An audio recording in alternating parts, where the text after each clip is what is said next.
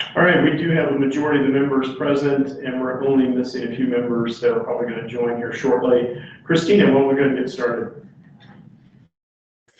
Good afternoon, everyone. Thank you for joining today's Commercial Aviation Coordinating Commission meeting. Today's meeting will include a presentation on the market analysis and the identification of options for Greenfield sites from our consultant group working on the Washington Aviation System Plan.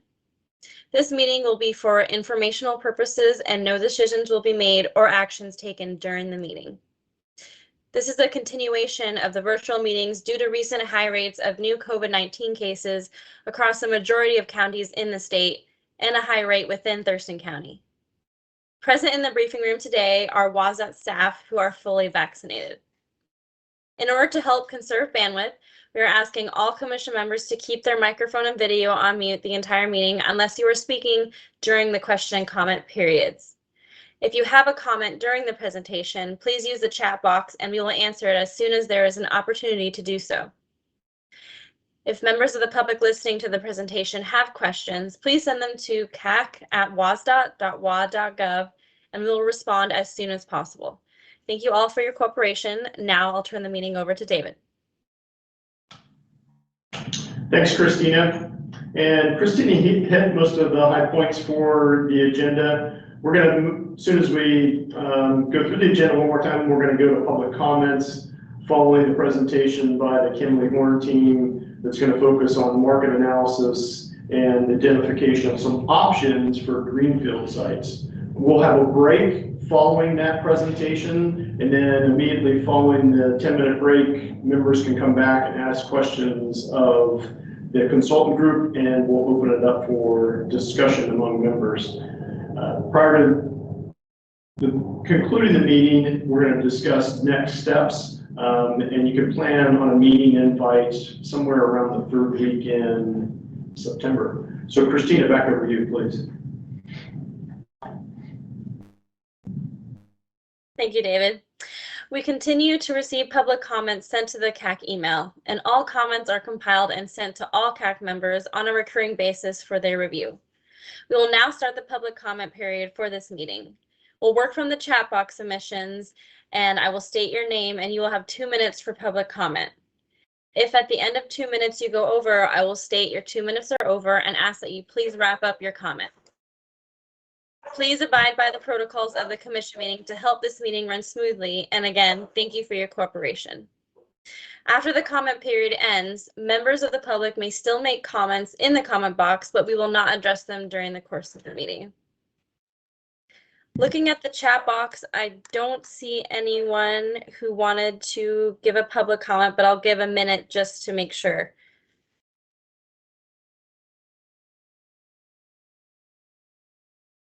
It looks like we have someone with their hand raised. Jan? Yes, can you hear me? Yes, I can hear you. I do have a comment. My name is Jan Witt, and I live in Thurston County.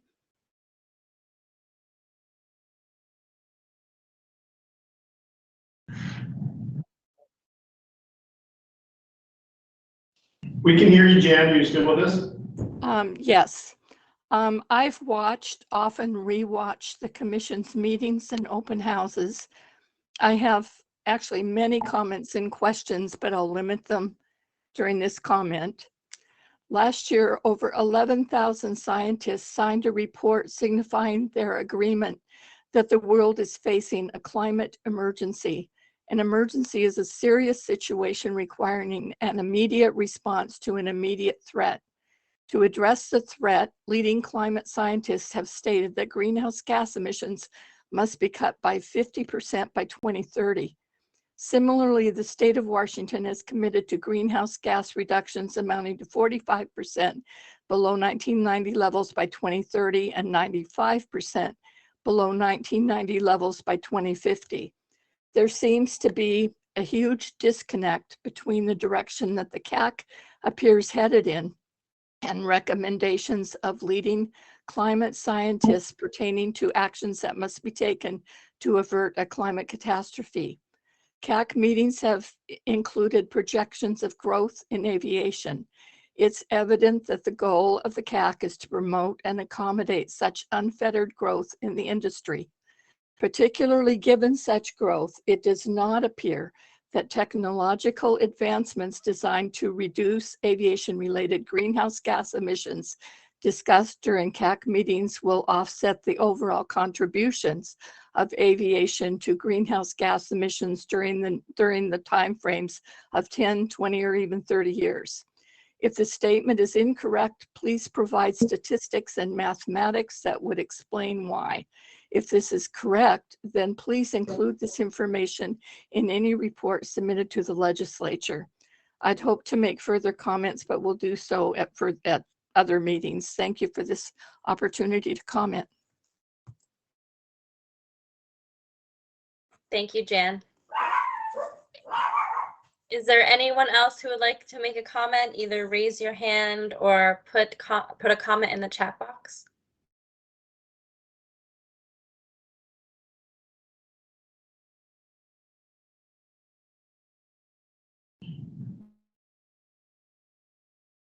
Okay.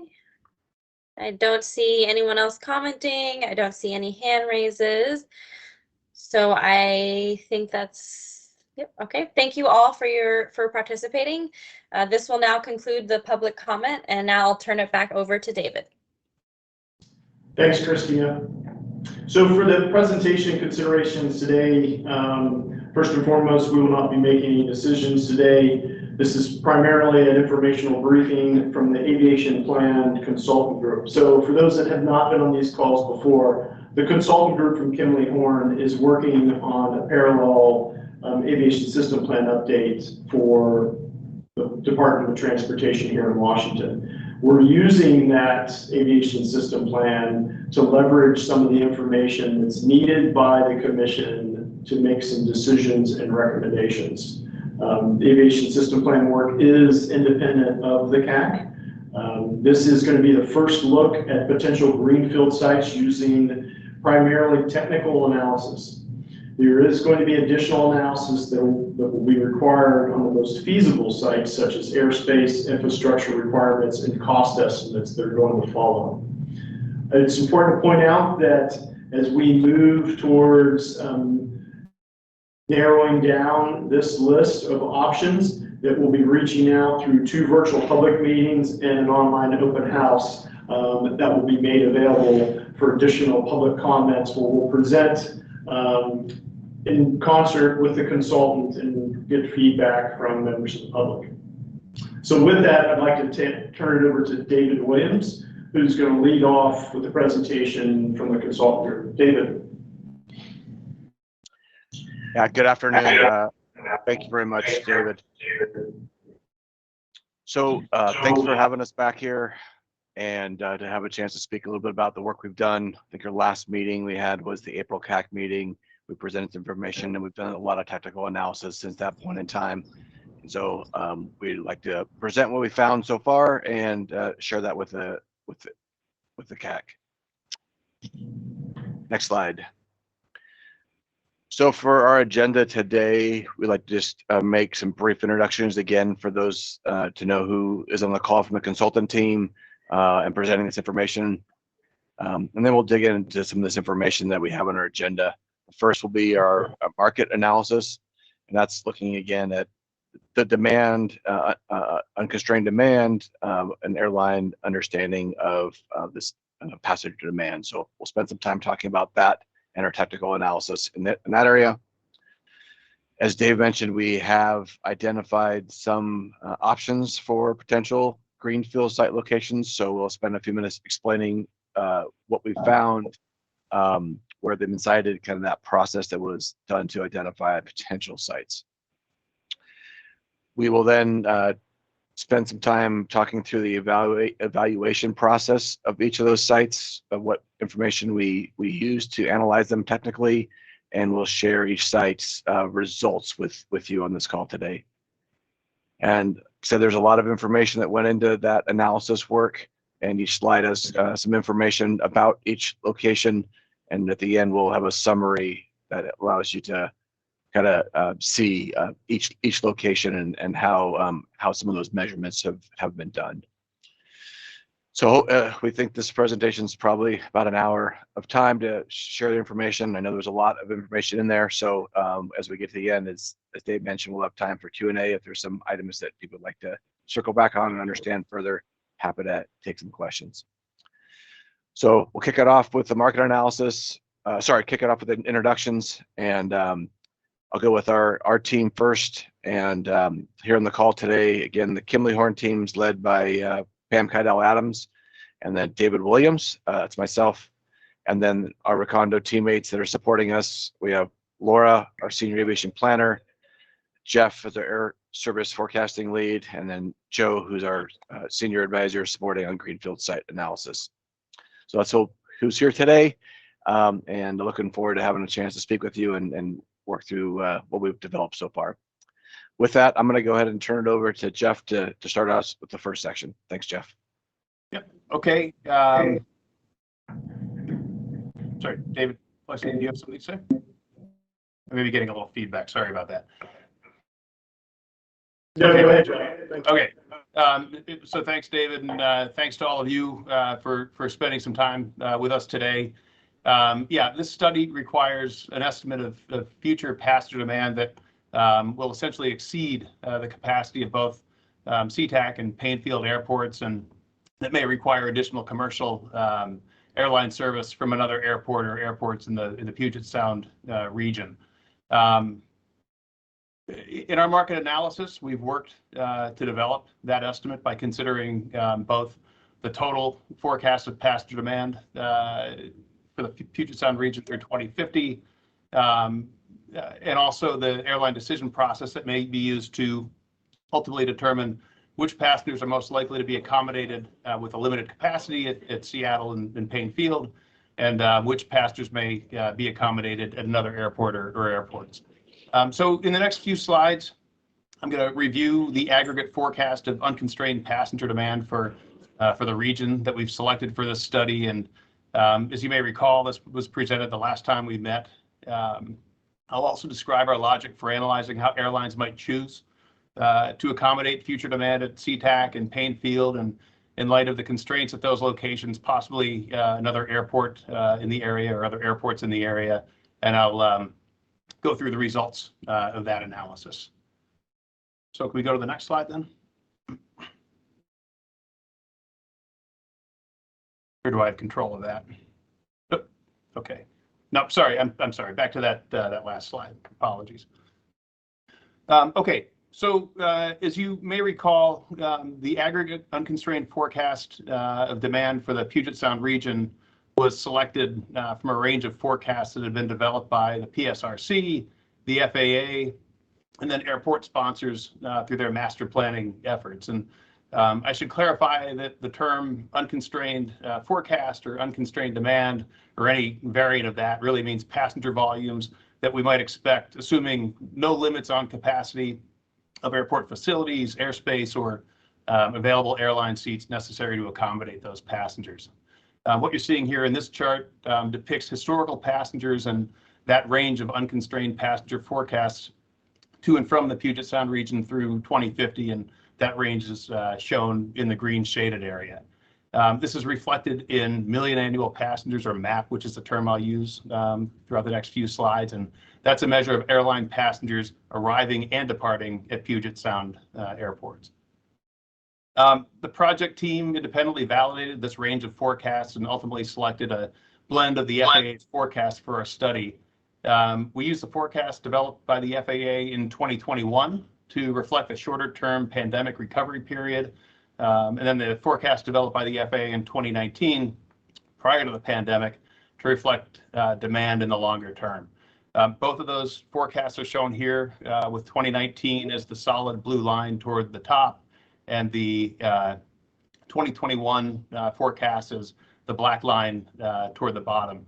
Our blended forecast that we've adopted is illustrated with the dashed orange line. In 2050, we show in the right-hand margin, unconstrained passenger demand is approximately 107 million annual passengers. And by way of comparison, Cacc and Painfield in 2019 combined to accommodate just over 52 million annual passengers. Okay, we can go to the next slide. So here now we've isolated the blended unconstrained forecast of demand through 2050, shown again in the with the orange dotted line. But we've added the line across the middle that represents the estimated planned passenger capacity at Cacc and Painfield combined, and that totals approximately 67 million annual passengers. And this has been taken from the latest master plan documentation and assumes that several projects in those plans necessary to achieve those passenger levels would be undertaken. And so with an unconstrained passenger demand of 107 million annual passengers per year and a capacity assumption of 67 million passengers at Cacc and Painfield, that leaves approximately 40 million annual passengers to be accommodated. Okay. So as I mentioned last time we spoke, with the long-term aggregate forecast of passenger sound demand, we'd backed into a forecast of specific passenger types that make up that aggregate.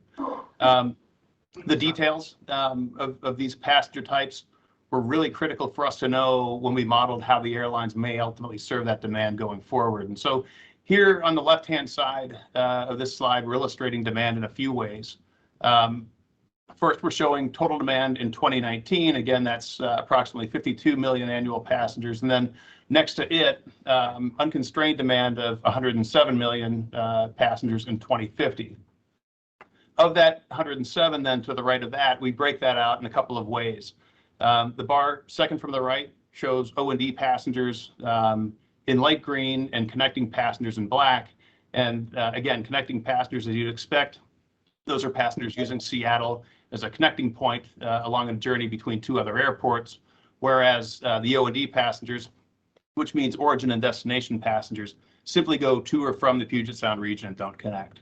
To the right of that, then we show that 107 million passengers broken out by geographic regions where those passengers start or end their journey.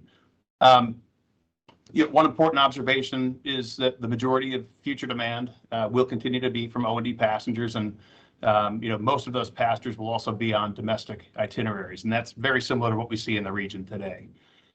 Now, we're analyzing in this work, analyzing and modeling the airline decision process of how they could structure flying to and from the region to serve demand. And it's important to note that airlines won't make decisions on a passenger by passenger basis, so they won't be prioritizing, O&D passengers or connecting passengers or international or domestic. Instead, they'll be making their decisions on a flight by flight basis, considering profitability and competitive pressures and operational efficiencies. And in effect, a lot of these considerations the airlines will be taking into account hinge on the needs of the passengers on board those flights. And so we really needed to understand the passenger composition of flights to and from the region, not just the individual passengers themselves. And so we go to the next slide then. Right, so the passengers that we showed on the last slide in the broad groupings, we actually have through our analysis a lot of additional detail attached to those, including routings, airlines, and fares. And so we were able to identify which flights to and from the region, those passengers would be potentially choosing in an unconstrained situation. And those would be flights to and from Cacc or Painfield. And then we subsequently categorize those flights to and from the region based on the characteristics, either of the routings of those flights or the types of passengers on board that we'd expect to see.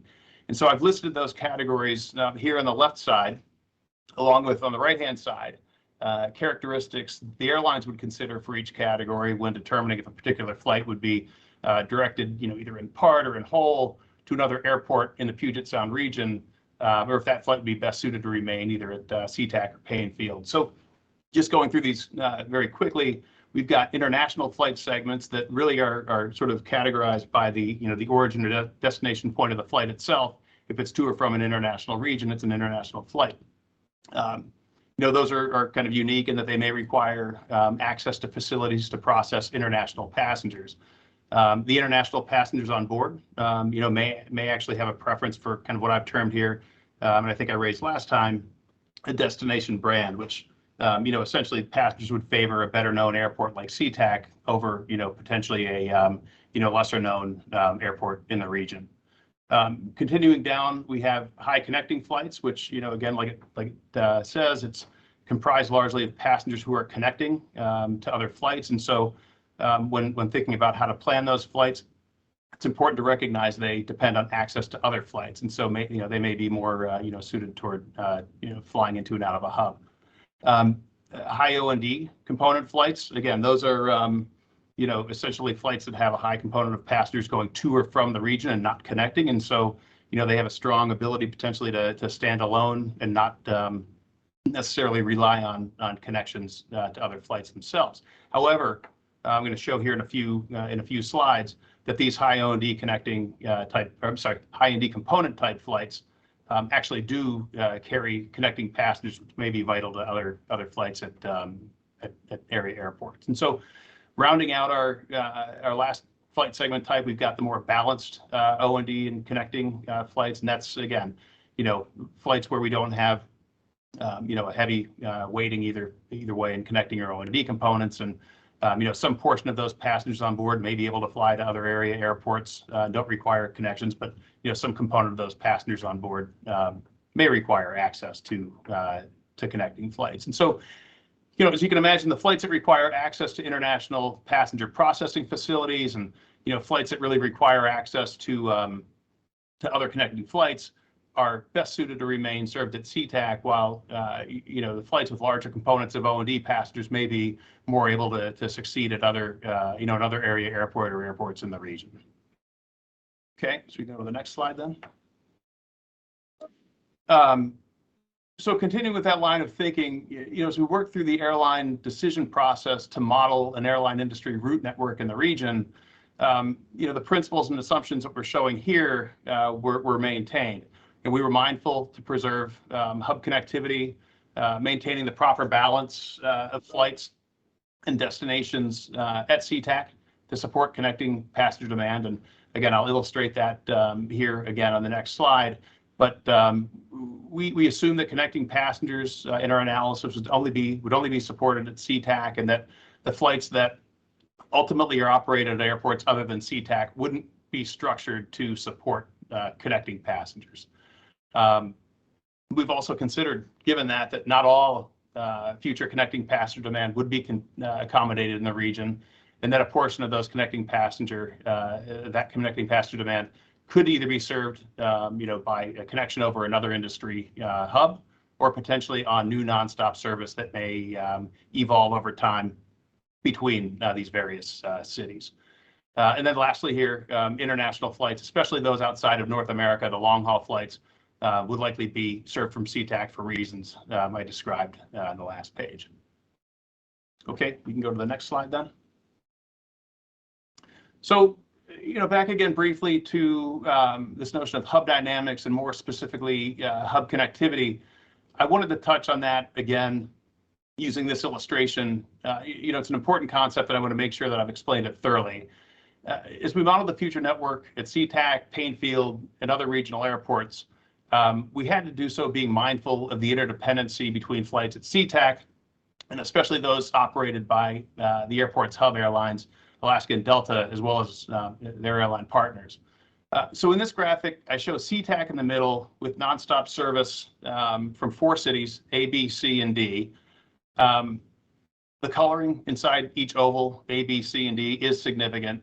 And that the light green area, or the light green coloring represents the portion of O&D passengers on each flight, that is passengers, again, going to and from the region, while the dark green indicates passengers carried on those flights that then connect to other flights. As we modeled the future route network in the area, we had to identify flights that could reasonably be served at other airports in the region, which I've depicted here in this example as Airport E. So in this example, it appears that service from City A would be a good candidate for diversification to Airport E, that alternative airport in the region, simply because it's so heavily populated with O&D passengers who don't require access to connecting flights at Cacc. However, we had to be careful, and we had to apportion flying from City A carefully so that enough flying from City A remained at Cacc to deliver the connecting passengers that are vital to the success of flights to other cities, those being B, C, and D. So we modeled the future route network for each airline using an iterative process that looked at the impact of each flight movement to an alternative airport or airports, evaluating the likely success of those flights and also the resulting effects of on the remaining flights, that remain, for example, at Cacc. So if, for example, we move some flights originally going between City A and Cacc over to Airport E, we had to evaluate the success of the new flights between City A and Airport E, and also the impact on the remaining flights from Cacc to cities A, B, C, and D. And so, we did that modeling. We reflected these, these new networks, and we looked at the passenger impacts. And then, once we'd gone through our analysis and we modeled, these networks, we actually had the opportunity to share that logic, the process, and our high-level results with a few airlines who were comfortable with our approach. Okay, go to the next slide. I think I raised this last time as well. It's important to note that, while we did build these route networks around the specifics of the the Puget Sound demand and the airlines serving the region, we did reference the construct of service at other multiple airport cities in the U.S., and those are shown here. Certainly we're aware that these other cities have their unique market dynamics and geographies, but these other examples were really to sense check the inputs and our results and provided a very useful reference. Okay, we can go to the next slide. So now turning to the high-level results of the analysis and modeling, I've depicted those results here, illustrating the distribution of passenger demand across airports, breaking out, in this case, the components of O&D and connecting passengers. The column on the left represents the unconstrained passenger demand in 2050 of 107 million annual passengers, and that breakdown again of O&D and connecting passengers. Moving to the right, we then show the resulting passengers at Cacc and Payne Field, both combining here for that total of 67 million annual passengers. And because we maintain the connecting dynamics of the Seattle hub, you can see that a sizable portion of that demand retained in this grouping of airports, Cacc and Payne Field, is connecting. So that's shown in black. And so that those are passengers connecting through Cacc between two other airports. Continuing to the right, then we now have the portion of demand that would be potentially served at another airport in the region or other airports in the region. And that's approximately 27 million annual passengers. And again, because flights carrying that demand are not expected to be structured to support connecting passengers, all of that 27 million is O&D demand. And then, finally, on the right-hand side, we have 12 million annual passengers, all of which are connecting, that are assumed to be accommodated on other routings, either again, new nonstop services in the industry or via other industry hubs, but not through Puget Sound airports. Okay, next slide. This is a similar depiction of our results, but now breaking out domestic and international itineraries. Just very briefly here, you'll see that for the other Puget Sound area airports, that being the second from the right column, the majority of that demand is domestic, with a very small portion being international. Okay. So approximately 27 million annual O&D passengers above the 67 million estimated to be served at Cacc and Payne Field are projected to require accommodation somewhere in the Puget Sound region. So to help inform the site selection study, zip codes associated with those passengers were identified. And the location of those passengers in the Puget Sound area was mapped. And we've illustrated that here on the left-hand side of our slide. On the right-hand side is a very similar map, but that's showing the population distribution in the region today. Darker colors on the map illustrate or indicate areas of either more demand on the left-hand side or higher population on the right-hand side. And what's really apparent from these maps is that The greater Seattle area is, is where the majority of the demand is generated, and that matches the population distribution we see on the right. Another observation is that demand declines really the further away you get from the Seattle and Snohomish areas. Also indicated or illustrated on these slides, you see a series of dots. Those represent potential sites for accommodating excess demand. And to discuss that a bit more, I'll turn it over here to Pam. Thanks, Jeff. So as you noted, we've identified where the unaccommodated demand for air travel is being generated in the region, and our next step was to identify potential greenfield airport sites. Next slide.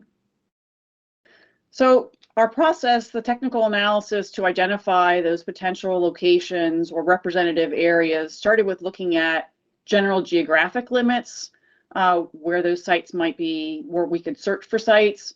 We looked about 100 miles from the Seattle Population Center. As Jeff noted, that's where the majority of the demand is being generated. We stayed west of the Cascade Mountains and looked for sites, again, within about 100 miles or so of the center of the Seattle area. Some of the considerations in the selection of those representative areas, we looked at previous planning studies that have been conducted by the state and others. We included locations from counties throughout that region that are within that 100-mile distance. And then we selected representative areas based on this team's knowledge of the region, understanding the cities, the communities, the transportation network, and again, relying on that market analysis for where there's a higher probability for accommodating demand, as well as a higher probability of developing a facility within the region. It's important to note that while the Cacc was not directed to look at King County, the WASP was inclusive of all counties, and we did look in King County for potential sites as part of the technical analysis. Next slide. We previously, at the April Cacc meeting, presented the airport templates that were developed for different layouts to accommodate that future demand. These layouts that were presented were adjusted just prior to the April Cacc meeting. The FAA released updated airport design advisory circular, mostly changing things about runway separation and some other minor elements. So we made some minor modifications to these layouts. The one runway template is designed to meet both passenger and cargo aircraft length needs, and so that single runway is longer, and then with additional runways, those runways are shorter to accommodate primarily more on the passenger side. Each of these layouts was evaluated for each greenfield site.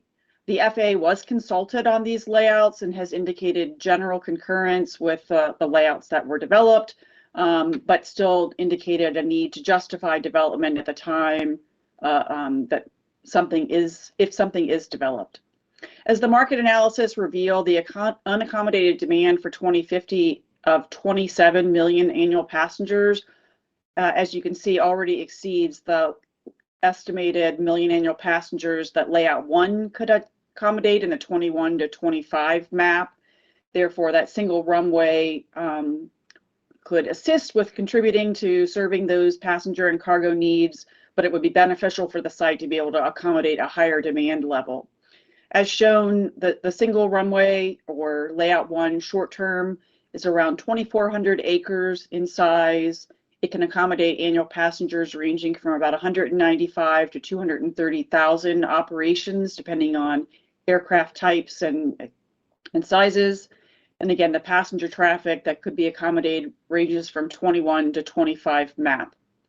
Moving to layout 2 to serve the long term with 2 runways, that would be around 3,100 acres, accommodating a higher level of annual operations, 305,000 to 370, and passenger traffic in the 33 to 41 map.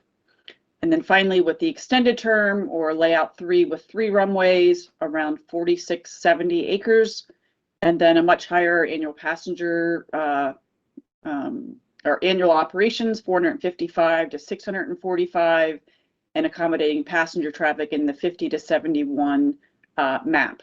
Those maps were identified and estimated based on an average seating capacity of 146 seats and operating at a 75% load factor. Those are all airline terms, but just generally to try and estimate how much traffic could be accommodated within each of those templates.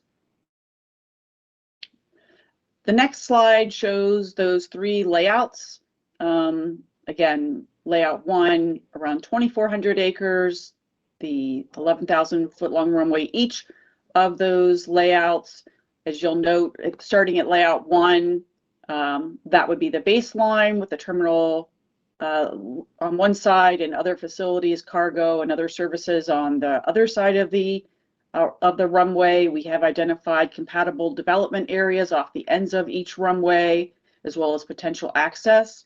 And then as you grow to layout 2 and 3, facilities would be added beyond that. It's important to note that while we use these templates to look at potential sites and identify representative areas, that it's understood that in actual development of a potential airport, it would not mirror this exact layout. These templates are, again, they're used just to identify generally what potential impacts would be within the footprint of those templates. Moving to the next slide, recognizing that Cacc has done a lot of work on the existing 13 airport sites identified here on the map. There was an analysis conducted of the existing airports and their ability to accommodate layouts 1, 2, and 3, and our results generally confirmed the Cacc's prior evaluation regarding the inability of these 13 airports to accept all of the unaccommodated demand in the region. Also important is that Cacc and Joint Base Lewis McChord, JBLM, were not included in the analysis. The other 13 airports were evaluated for each of those 3 layouts. Moving to the next site, through the work that we did, we identified 10 potential greenfield sites or representative areas. They're not presented in any order of priority, only starting geographically from north to south. So there are 2 sites identified in Skagit County, one in northwest, one referred to as southwest, 2 in Snohomish County, northwest and southeast, 1 in King County, southeast, 2 in Pierce County, east and central, 2 in Thurston County, central and south, and 1 in Lewis County. Again, these are generally within the borders of that 100-mile range from Seattle, the population center, and taking into account other factors of location and terrain.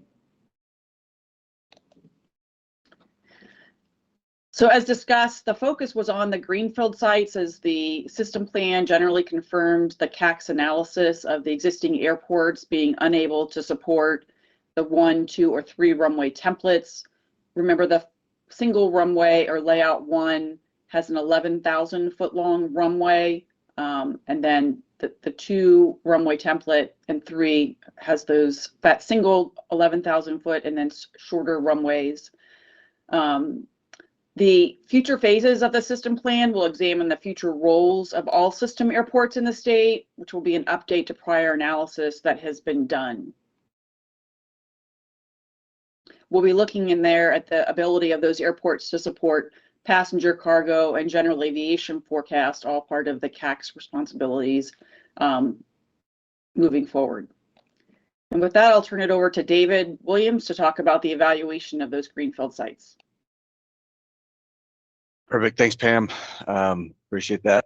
So I'll start out with talking a little bit about our process for the evaluation that was conducted, and then I'll step site by site and report on what those evaluations and analysis provided for each site. So how we accomplished this, we utilized a 6-mile diameter for what we're calling each potential representative site. And then we located each of those facility templates, the the 2 and the 3 runway template that Pam just illustrated here on the screen shortly within those 6-mile diameter locations. And that was what our area of impact was, and allowed us to do that site analysis. We did not spend time best fitting locations or adjusting locations. We just generally placed them within those representative areas for this effort. We went through and evaluated 16 preliminary elements that fit within 6 criterion categories. Within 5 criterion categories. Those are the 5 criterion categories we shared at the last Cacc meeting in April, and I'll show here in the next couple of slides as a reminder. We do want to point out this is some initial work and analysis. Some of the factors will require additional analysis to understand further. One of them specifically being airspace impacts. There's a lot of complexity with airspace in our region, and so those are items that weren't able to be conducted for all 10 locations in the time we had. We chose 8 essential factors to focus on for what we're going to show you today, and those are ideally are in terms of identifying what we see as major impediments to implementation, which we also call factors that are maybe harder to overcome to develop a new airport. And then for each site, we identified positive features and then major impediments, and then we compared and scored within each criterion so we can share that information with you. So that was the process we used. Go to the next slide. So on the left side, the criterion categories, those are the 5 categories we presented to you in the April meeting. Those are consistent with Cacc information, FAA advisory circulars. Those are overarching areas. The 16 evaluation elements are the ones on the right, so they all fit within the primary categories, and the ones that are bolded are the ones that we selected as the 8 factors to further analyze and report on today. Next slide, please.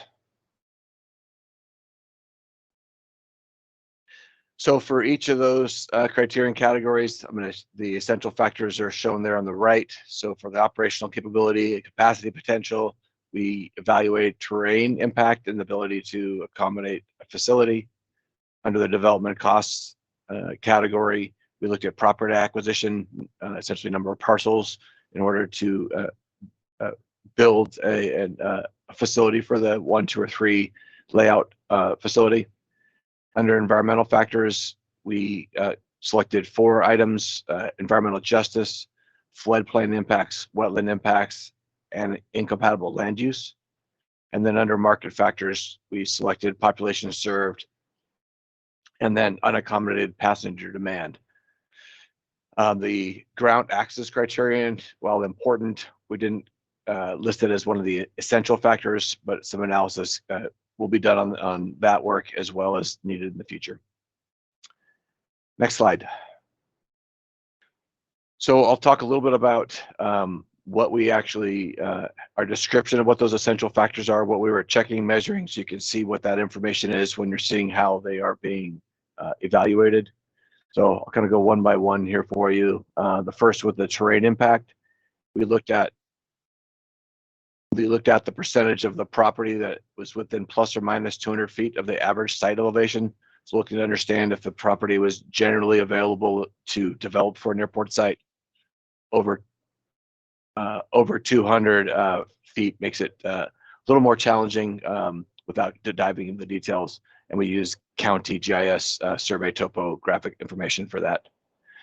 The property acquisition category, we looked at the number of parcels to be acquired. We utilized the county assessor information for all the counties that illustrated locations of parcels. And as we put down those templates, we just wanted to get a understanding of number of parcels within that area.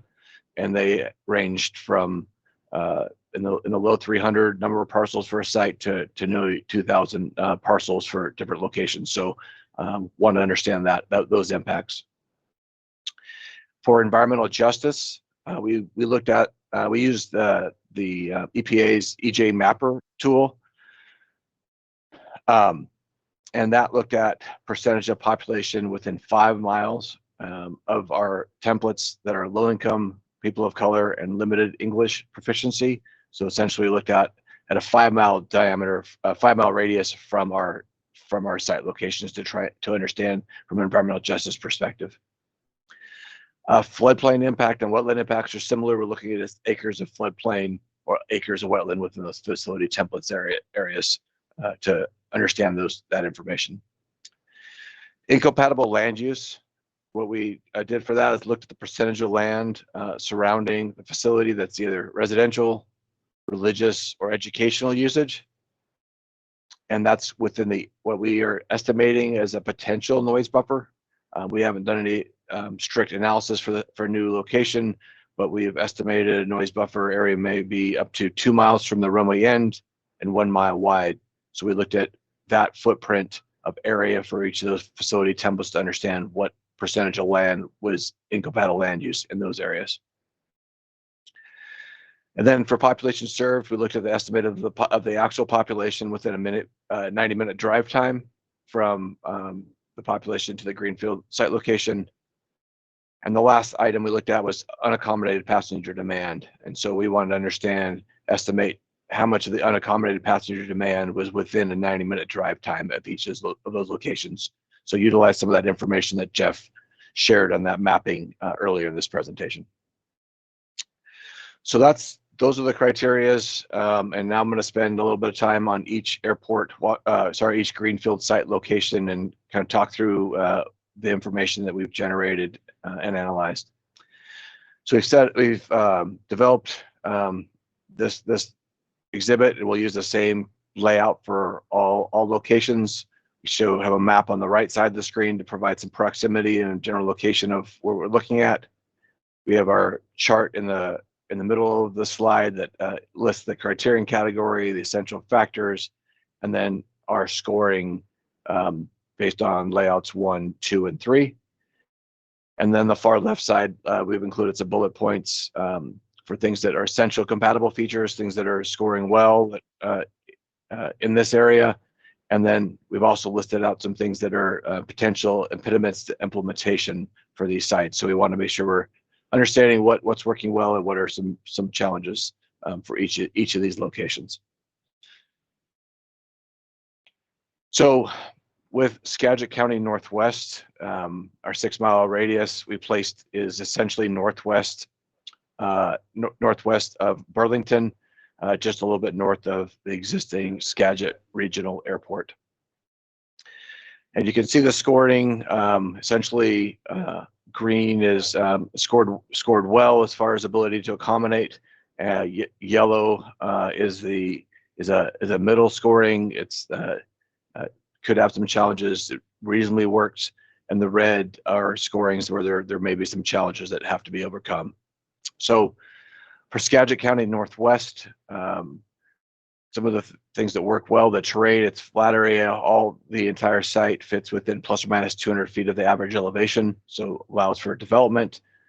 88% of that land's within estimated noise buffer. It's compatible land, and there's less than 100 acres of wetlands on this 3 runway site location, so less than 2%.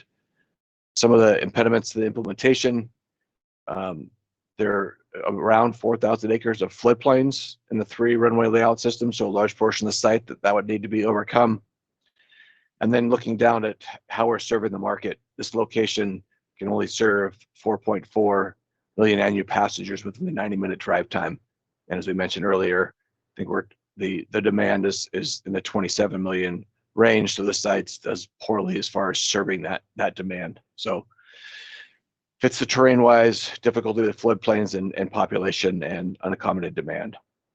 We'll go to the next slide. So this one's Skagit County Southwest. So this is the sites also in Skagit County, west of Interstate 5, south of Highway 20, essentially between LaConner and Mount Vernon. So looking at how this site has done, you look at essential compatible features, 93% of the land with an estimated noise buffer is compatible with this development. Again, terrain-wise, all the site sits within the plus or minus 200 feet of the average elevation with no major obstacles. Some of the impediments to implementation, again, this site has 4,500 acres of floodplain, so a large portion of the site has floodplains within it. Looking at the environmental justice category, 36% of the population within 5-mile buffer zone are people of color, so that receives higher marks there, a little more challenging from that perspective. And then when you look at the unaccommodated passenger demand, we scored that as yellow. It serves 6.4 million annual passengers within a 90-minute drive time. So not at the low end, but it's still not getting to the numbers that are looking to accommodate for the, I'll say the Western Washington region. Next slide, please. So I'll move one county south to Snohomish County. This is Snohomish County northwest, essentially west of I-5, a little northwest of the city of Arlington. When I look at the scoring, and to point out, while some of the sites we've looked at show similar rankings for layouts 1, 2, and 3, you can see here the Snohomish County Northwest rankings 1 on property acquisition is green, and as you move to layouts 2 and 3, it becomes yellow. So we did do the analysis for each one. In some cases, it's the same. Some cases they're a little different as the template gets larger in size. So the essential compatible features for this site, the unaccommodated passenger demand. This site actually is able to get to nearly 20 million annual passengers within a 90-minute drive time. So the site is starting to serve the demand that's projected. There's also less than 75 acres of floodplains on a 2-runway layout system. Some of the impediments to implementation, more than 10% of this project site has elevation variations more than 200 feet plus or minus from the average site elevation, so it becomes more challenging from a terrain perspective to develop a site. Kind of in the middle areas with wetlands, you have about 350 acres of wetlands on the 3-runway system, so that's a little bit of a challenge to work through. And then from environmental justice, 22% of the population within the 5-mile buffer zone we discussed are people of color. Next slide. So we'll go to Snohomish County Southeast. This location is east of Highway 9, kind of just, I'll say north of Highway 2 between the cities of Snohomish and Monroe. And again, the scoring's illustrated there. On this slide, there's a lot of either red and or green, not a lot of middle scoring on this site. So the compatible features for this site, 20.3 maps, so we're serving the accommodated demand, less than 10 acres of floodplains within the 3-runway site, and less than 5% of the population in a 5-mile buffer is limited English proficiency. So from an environmental justice standpoint, scored well.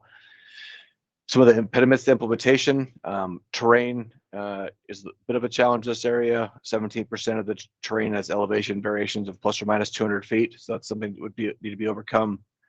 And then this location, from an incompatible land use perspective, 53% of the land is within expected noise buffers, incompatible land use. Next slide, please, Rob. So I think this was described earlier. I know and understand under the current legislation, King County isn't one of the options currently. Maybe more can be discussed later, but as part of the WASP analysis, we wanted to be sure we looked at all potential sites and have that information available. So we did look at one site in King County, and this we're calling King County Southeast. This is essentially between kind of Bonnie Lake, Enumclaw, and Auburn area, just north of Highway 164. So this location is able to do well as far as meeting unaccommodated passenger demand. It's so far has the highest of 22.2 map. It's as far as terrain, it's able to accommodate the 1, 2, and 3 runway layout system without significant terrain impacts.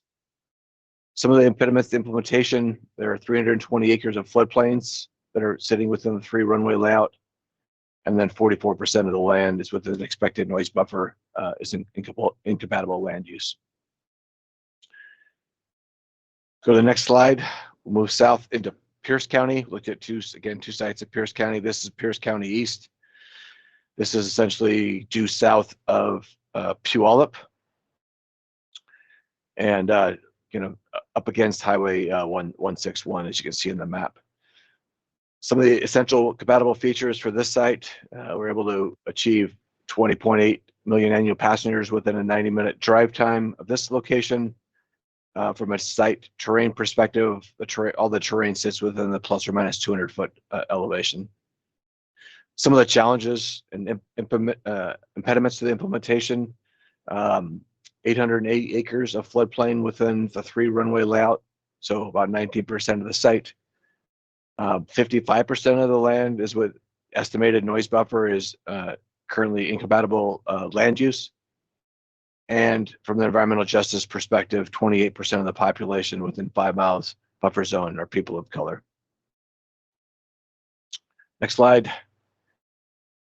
This is the Pierce County Central option, looking at a location essentially south of JBLM, a little east of Roy, a little further south and west of that previous site we looked at for Pierce County East. So again, scoring, looking at some of the essential compatible features on this site. It's able to accommodate 19 million annual passengers within the 90-minute drive time of this location. And again, from a terrain perspective, sits within all the terrain sits within plus or minus 200 feet of the average elevation with no major obstacles. Some of the challenges and impediments to implementation for this location, 50% of the land is within the estimated noise buffers, incompatible land use, the scoring of red for that category.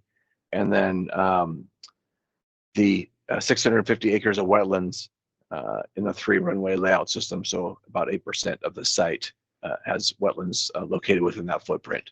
So challenges to overcome. Next location, so we're gonna go south to Thurston County. Again, 2 sites there. This is the Thurston County Central location. East of Olympia Regional Airport as well. This location, from a compatible feature, terrain works well. The site sits within plus or minus 200 feet of the average elevation. No major obstacles on this site. And then from a floodplain impact, less than 65 acres of the floodplains in the 3-runway layout system. Some of the impediments to implementation, wetlands, over about 520 acres of wetlands in a 3-runway layout system. So about 11% of the site has wetlands. And then quite a few items that are listed there with in the yellow category. The unaccommodated passenger demand, this one got to about 7.9 million annual passengers within 90 minutes. So this is now as we get further south, it's not quite getting to that number we're looking for as far as accommodating demand. So Thurston County South option, this is just to the east of I-5, near Tenino, Rochester area of our state. So essential, looking through the kind of the scoring and some of the essential compatible features, 78% of the land with an estimated noise buffer is compatible use. The site is from a acquisition perspective less than about 600 parcels to accommodate for a 3-runway layout system. Some of the impediments on this site, 620 acres of wetland for the 3-runway layout system, which is about 13% of that site. Some terrain challenges. You're at now about 2% of the property has elevation changes of more than plus or minus 200 feet. So it starts to become more challenging for development of the facility. And then the last item I'll mention is the unaccommodated passenger demand that's scored in the red categories for this one, 4.6 map with a 90-minute drive time. So now as we get further south, we're a little further from that where the unaccommodated demand is actually occurring. And then going to our last location, this is Lewis County. We looked at one location in Lewis County. This is near the existing Toledo Windlock Airport, just east of Interstate 5, south of Highway 12. Essential compatible features for this location, works well from the terrain perspective. You can all terrain sitting within the plus or minus 200 feet of the average elevation. This one also is at the low end of all the sites we looked at as far as parcels, 307 parcels to accommodate the 3 runway layout. There's some challenges with this site, some of the impediments to implementation from a wetland perspective. 750 acres of wetlands in a 3 runway layout system, so now at 16% of the site. Looking at 45% of the land within the expected noise buffers, currently incompatible land use. And then you start looking at some of the market factors. The unaccommodated passenger demand at this location only gets you to the 1.2 million annual passengers from this location to what the demand is. So that's a lot of information. I saw a few different comments coming through chat. Maybe Dave, I'll talk to you after this and see which ones have been answered, which ones we might need answered during the Q&A to be sure we get to them. Wasn't able to catch them all on the fly, but that's site-by-site summary of site-by-site review. And what we're going to do next is do a summary, and we'll look at it out at each of the layouts. So layout 1, layout 2, layout 3. So remember, as Pam mentioned earlier, layout 1's the runway layout, 2,400 acres in size, 21 to 25 map approximately, and 195,000 to 230,000 operations. So this allows you to see airports from left to right, so essentially north to south as we cover them in the presentation. All the factors that we analyzed and rated, and you can see how each of the sites compare side by side from that rating system. Go to layout 2, please. And as you move to layout 2, this is one where you're now at the 3,100 acres, 33 to 41 million annual passengers estimated, and about 305,000, 370,000 annual operations. So this is one we continue to analyze. We'll continue to analyze sites, but this is how the ratings stack up. You see a few more properties, a few more of the boxes go from changing colors from greens to yellows as those sizes become larger. And then let's go look at the third layout. Again, this is just the 3 layout system. This is the site that's 4,670 acres in size. The 3 runway system, 50 to 71 map. And you can see how the rankings stack up from green, red, and yellow for each of these site locations, compare side to side. One thing I'll note that we noted as a consultant team, just looking at the unaccommodated passenger demand, I think it was kind of gone side, as we went through each slide. The ones to the north, the airports to the north of Seattle, as you further get north or you get further south, has more of a challenge to meet that unaccommodated demand. And you can see that by the bottom row here, as far as how that scoring rated up. And you can see what other ratings happen throughout those locations. So Dave, I think that's what we have for our presentation right now, and we'll be happy to answer questions after the break.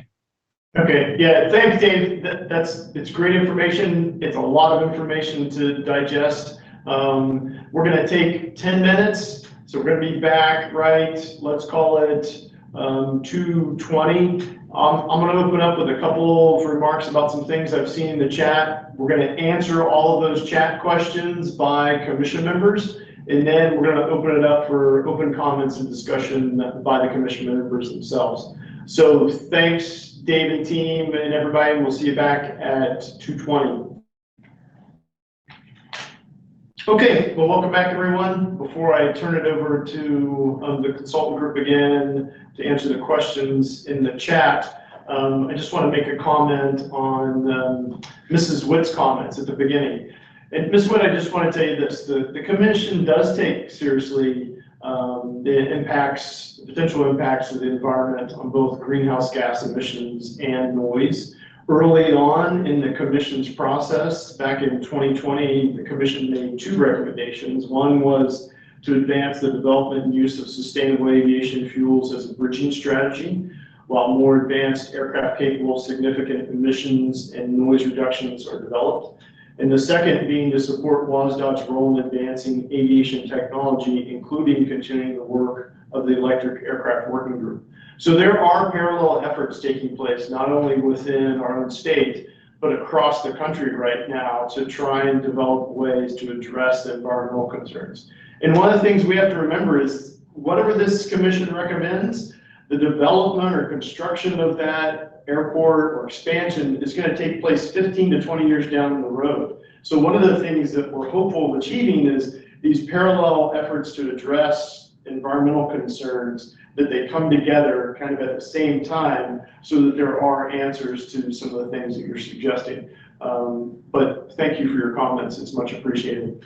So now I'm going to turn it over to Dave Williams. And Dave, let's start off by addressing the questions by Senator Kaiser. If you could scroll through and see those. Yeah, it looks like the first question. So I get some feedback there. One of the questions was on more information on incompatible land use. So could I just ask whether when you made that determination about noise contours and also schools, religious organizations, etc., did you have any kind of scale? I mean, there's how many schools, how many residents, how many, that kind of thing. Is there any sense of scale in that impact?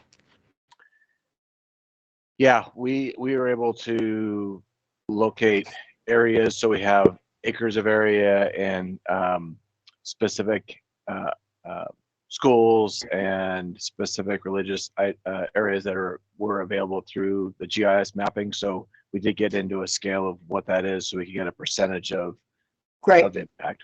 Yep. Yeah, I just feel like I need more information about these locations, because from a 30,000 foot map view, you really can't judge. Yeah, I think that's a fair question. I think it was one of your other questions. And as far as more information on each site location, I'll let WSDOT respond here in a second. But we did put general locations, and I think one thing why we picked the larger areas is knowing that if an area is determined to be a potential location, some additional analysis needs to be accommodated at that location. So a spot where this analysis is done now, it could shift slightly to accommodate those different items that were listed. If, for example, wetlands. So if there's need. So I guess we were trying really hard not to be picking a site, but understanding what the logistics of a location may be and what those impacts at those locations could be. Thank you.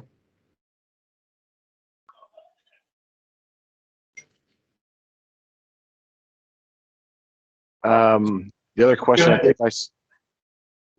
I understood was there was a question about Pierce County east option. Oh, I was wondering, yeah, I didn't get a location on that. I couldn't quite figure out where it is. Yeah, understood. So it's south of Puyallup, but actually just a little south of Graham, right near Highway 161. Graham. Okay, got it.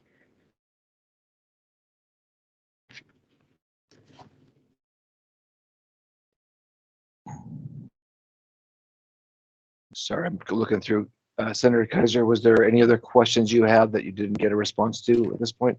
I'm feeling good about, I just need more information about, in a more of a, not such a high level, but a more on the ground level for these sites. So if you have that information and could share it, that would be helpful. Perfect. We'll work with WSDOT and provide information to them, and they can work to provide information to the CAC members. Great. And I would add to that, as we look at the most feasible sites, we'll be drilling down into those areas in much greater detail. Senator Kaiser. Yeah, I agree.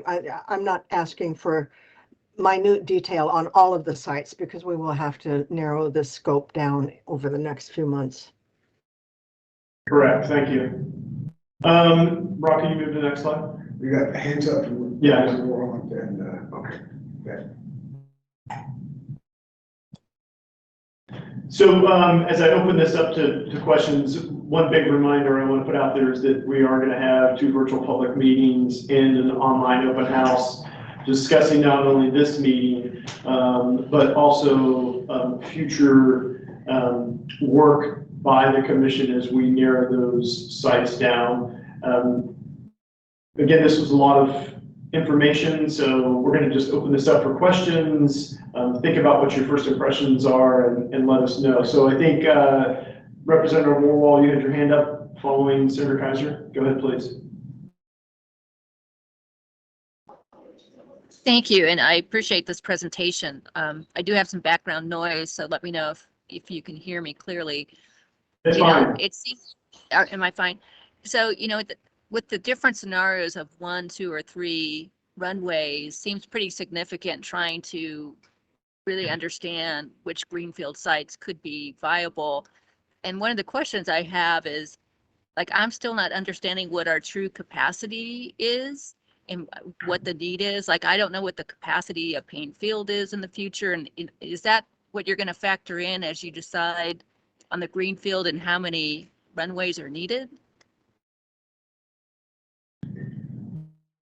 Yeah, I guess we wanted for this effort to look at the capacities that each airport and their sponsor has programmed out. So we took the information that CTAC has planned and programmed and documented for their planned capacity, and we did the same for Payne Field with their going through their planning process. We also recognize that each jurisdiction, each sponsor gets to do the planning for the airport that surrounds their community or their community needs. But in the subsequent phases of our WASP work, we are looking to evaluate potential capacity increases. I'll say specifically at Payne Field, and this is outside of what Payne Field may be doing with their planning efforts. But more of a look from our perspective on would there be a way to accommodate more capacity at that airport, and then what those ramifications may be if they do accommodate that. And that'll be, once we're in the next phase, we'll complete that work and we'll be able to share it with what's washed out in this commission. Thank you. Jeffrey, you had a question. Thanks, David. My question is for the other David. Thanks for the presentation, very informative. My question is very simple. Did you look at airspace capacity or constraints in evaluating any of the 6 sites? Any of the greenfield site? Sorry, Jeffrey, to be sure you're asking me, correct? Mm-hmm. Yes. Yeah. Okay. For the greenfield sites, we didn't. The airspace was very cursory. It was on the ground, Part 77. It was not the airspace system. We need to get support from FAA to really understand those constraints with the complexity of the airspace. Because I think as you the sites that are closer to other airports, then airspace becomes really significant. All right, thank you. Agree with you, Jeffrey. It's definitely a significant item we got to address. And that is what we're think is one of the critical factors in the next phase of work, as well as looking at the airspace. Robin. Thanks, David. I have 2 questions, and maybe it's too early for them. Number 1, did you look at the transportation infrastructure around each of these sites yet, or is that later on? And number 2, when will we look at what the estimated cost would be? Are we looking like way out in the future for those two things, or is there any feedback you have for me on that? Thank you. Yeah, as far as maybe Rob, if you were still the slideshow there, if you could slide back up to those criteria we evaluated. So we mentioned 16 criteria. Of that, we did analyze roadway from access to highway and access to transit. Go up one more slide, I think it is. Sorry, up one more. So yep, there was it. So underground access, we looked at highway access and transit access. That was some of our analysis as well that we've conducted.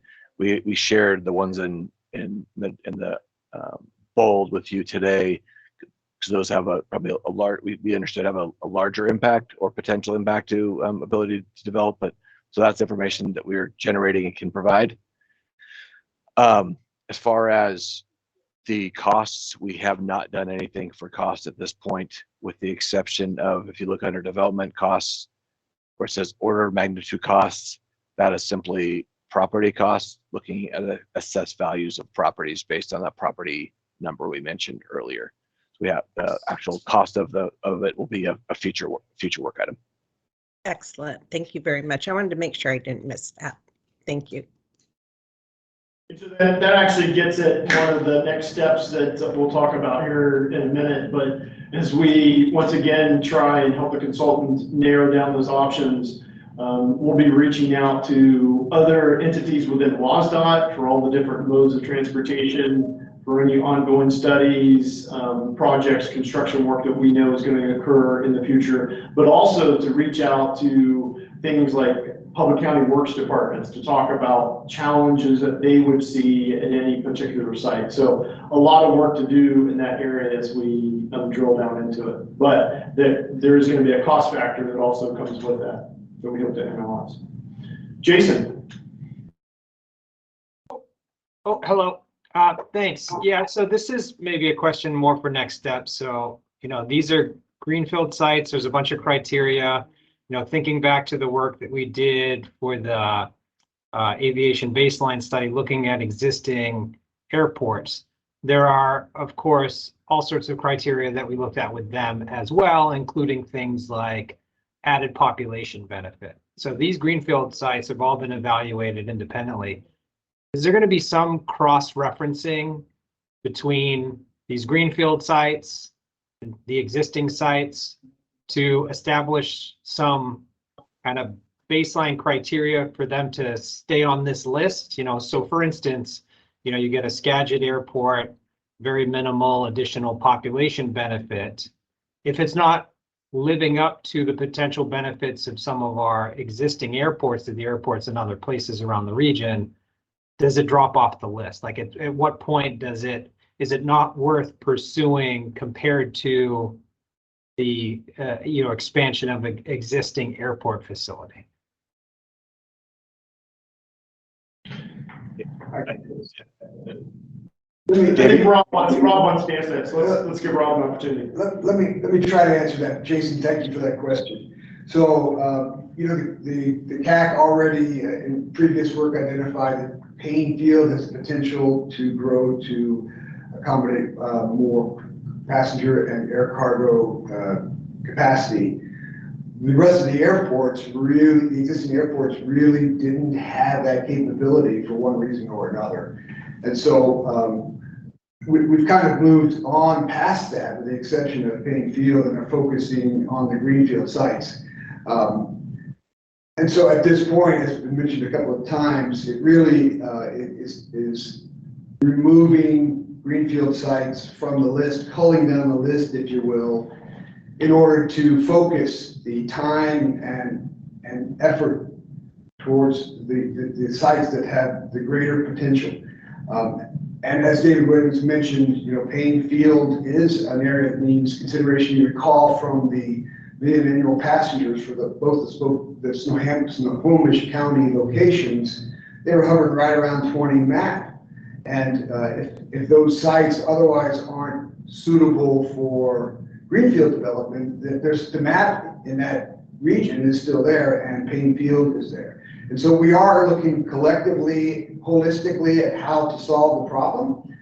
But with the exception of Payne Field, we really don't see an airport that has the potential to meet the scale of demand that has been forecasted in your study. So we're really focusing on the Greenfield sites and trying to reduce that list down based on the potential of the various different attributes. There are 17 attributes, as David mentioned. 8 were highlighted today because they're the most impactful. The other 9 are still important, but have not nearly as much impact as the 8 essential factors. So hopefully that answers your question. Yeah, thank you. Jeffrey, do you have another question?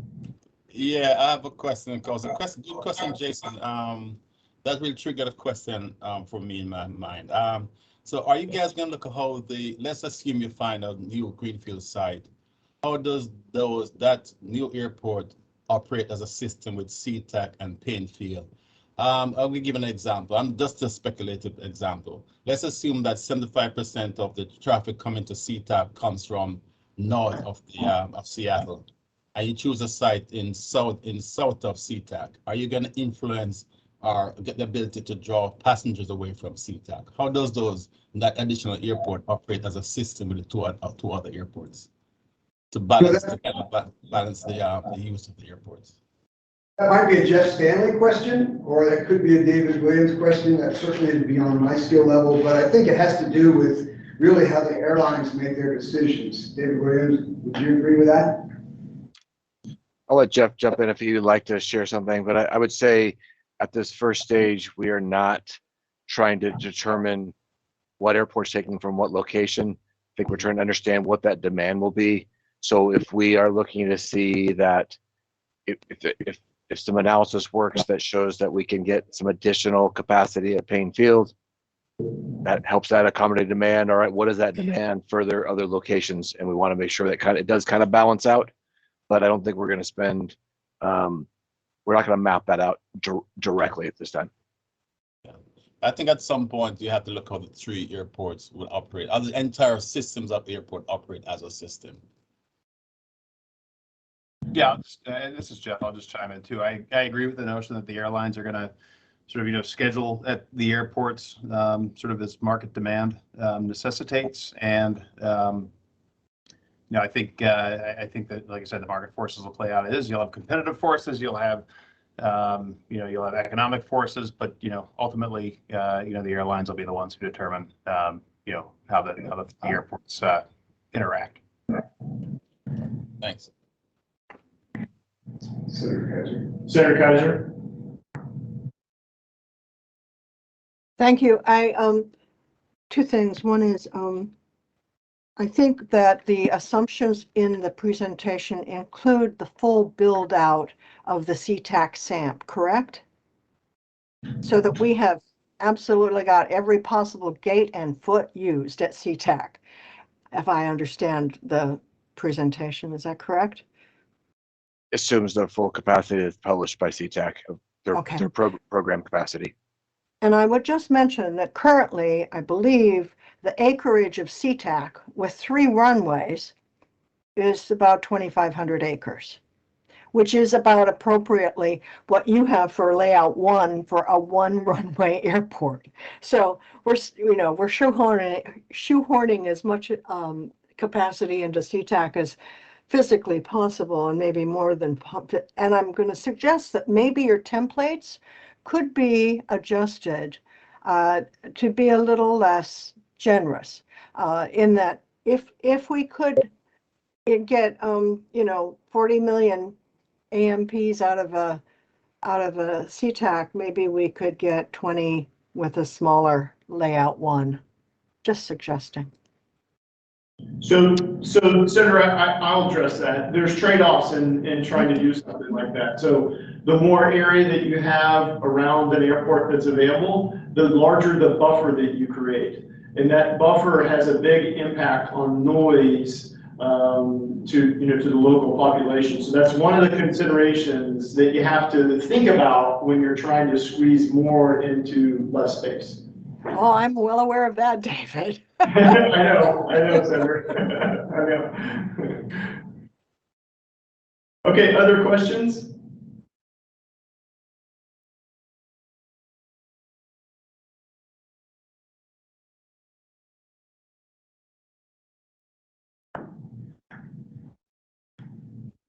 Okay, I'm not seeing any questions from commission members. I've noted everything that has been asked by the commission members here in the last few minutes. If there's something that we owe back to you, we'll get that to you. Rob, could you move to the next slide?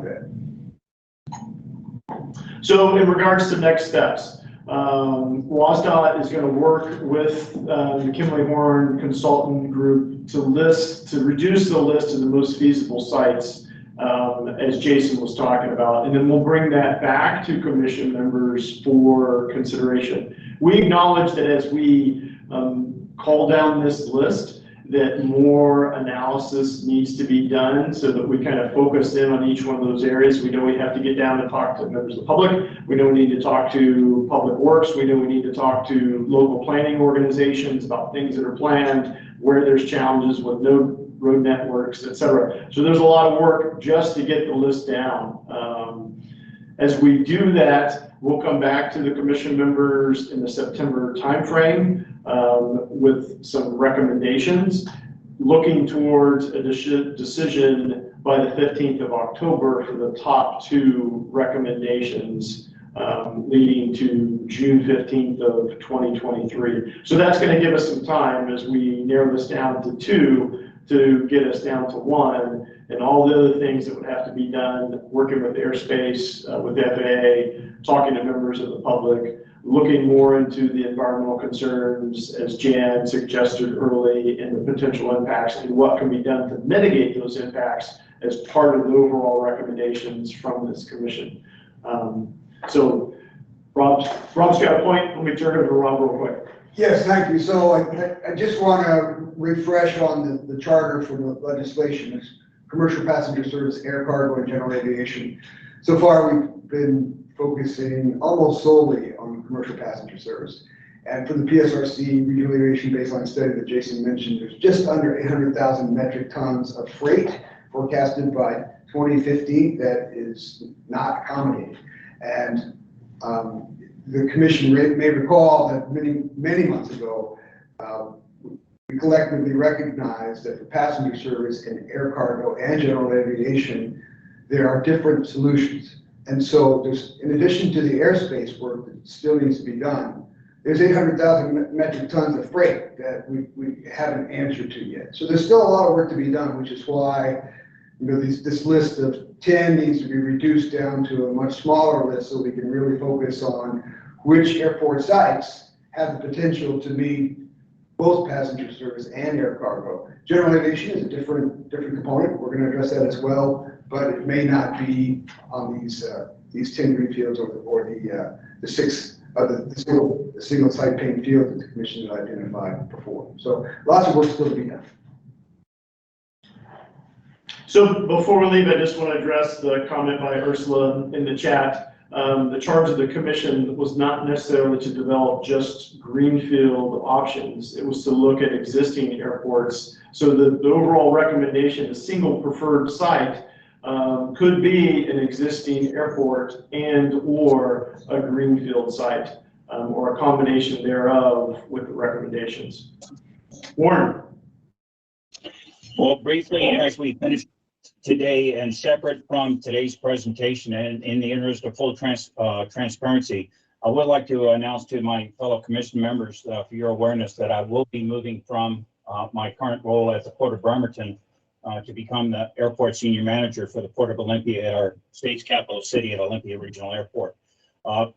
I mentioned this for 2 reasons. One is my contact information will change so that my fellow commission members are aware of that. And then secondly, my position on the commission is independent of my role here at Bremerton and my current employer. I would serve the commission as the appointed representative of the Washington State Aviation Alliance, so that will not change. So I did want to just make that brief announcement so that you're aware, but I'm not going too far away. Thank you. Thanks, Warren, and congratulations to you. We look forward to seeing you out our back door here in the near future. With that, I'm going to take 30 seconds or so and see if there's any other comments by commission members.